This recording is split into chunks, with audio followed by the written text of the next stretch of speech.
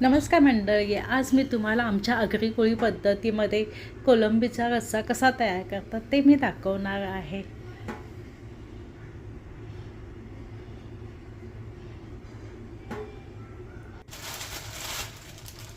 तर इथे मी कोलंबी आणलेली आहे मार्केटमधून, पाहू शकता तुम्ही। तर कोलंबी इथे स्वच्छ करून घ्यायची आहे, त्यातले काळे धागे मी काढून घेतलेले आहेत आणि 2-3 पाण्यामध्ये आपल्याला ही कोलंबी स्वच्छ धुवून घ्यायची आहे अशा प्रकारे।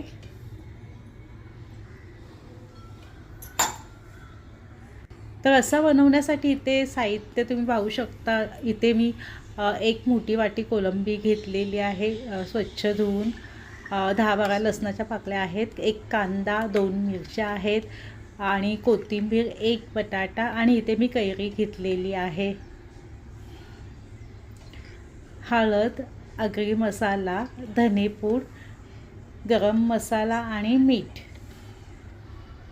तर त्यासाठी आपल्याला इथे एक वाटण तयार करायचे आहे। ते वाटण करण्यासाठी मी ते अर्धी वाटी सुका खोबरा भाजून घेतलेला आहे, एक कांदा भाजून घेतलेला आहे, मिरच्या, कोथिंबीर, आलं आणि लसूण घेतलेलं आणि वाटण केलेलं आहे। तर सर्वात प्रथम आपल्याला एका पॅनमध्ये मी ते 3 चमचे तेल घेतलेलं आहे आणि हा कांदा आपल्याला मस्तपैकी लालसर भाजून घ्यायचा आहे।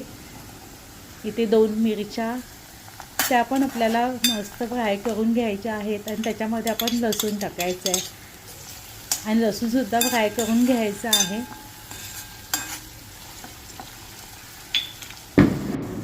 आता इथे मी अर्धा चमचा हळद, 2 चमचे इथे आगरी मसाला मी घेतलेला आहे, अर्धा चमचा धनेपूड आणि अर्धा चमचा गरम मसाला, ते सुद्धा आपल्या तेलामध्ये फ्राय करून घ्यायचं आहे। आणि त्याच्यामध्ये आपल्याला कोलंबी टाकायची आहे। ही कोलंबीसुद्धा आपल्याला 2-3 मिनटं तेलामध्ये फ्राय करून घ्यायची आहे।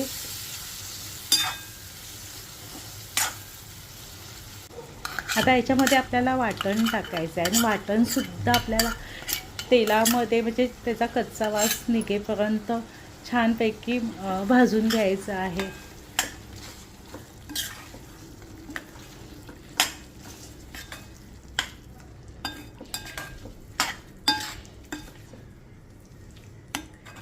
तुम्ही पाहू शकता इथे आपलं वाटण मस्तपैकी भाजलेलं आहे आणि वरती तेलसुद्धा आहे, म्हणजे आपलं वाटण मस्तपैकी फ्राय झालेलं आहे। आता याच्यामध्ये एक बटाटा लांबसर कापून मी टाकलेला आहे आणि तो सुद्धा आपल्याला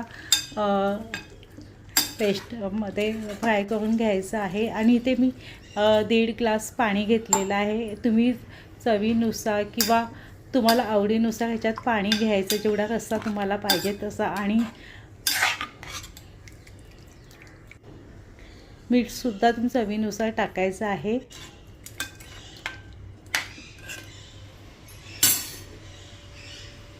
आता याच्यावर झाकण ठेवून आपल्याला 10 मिनिटे शिजवून घ्यायचं आहे। 10 मिनिटानंतर आपला बटाटा पण शिजलेला आहे। तर याच्यामध्ये आता आपल्याला इथे कैरी टाकायची आहे। इथे मी एक कैरी घेतलेली आहे। कैरीमुळे आपला रस्सा मस्त आंबट आणि तिखट छानपैकी होणार आहे। आणि आपल्याला मिक्स करून घ्यायचं आहे आणि त्याच्यावर परत आपल्याला झाकण ठेवून 6-7 मिनटे शिजवून घ्यायचे, जेणेकरून कैरी शिजेल। तुम्ही पाहू शकता आपला रस्सा मस्तपैकी झालेला आहे। आता त्याच्यामध्ये आपल्याला कोथिंबीर टाकायची आहे। पाहू शकता रश्शाला मस्तपैकी तरीसुद्धा आलेली आहे, कोलंबी, बटाटा आणि कैरीसुद्धा शिजलेली आहे। जास्त म्हणजे घट्टसुद्धा नाही आहे आणि पातळसुद्धा नाही।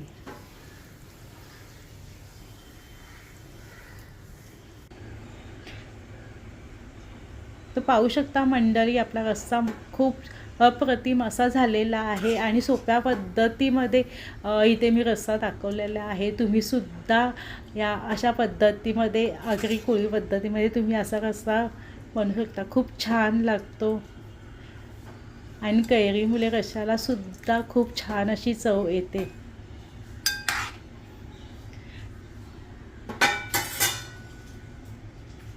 तर मंडळी असा रस्सा तुम्ही गरम भाताबरोबर भाकरीबरोबर खाऊ शकता. तर मंडळी तुम्हाला व्हिडिओ आवडला तर लाईक शेअर करा आणि अशाच नवीन नवीन रेसिपी पाहण्यासाठी भारती घरात लाईफस्टाईल चॅनलला सबस्क्राईब करा. थँक्यू.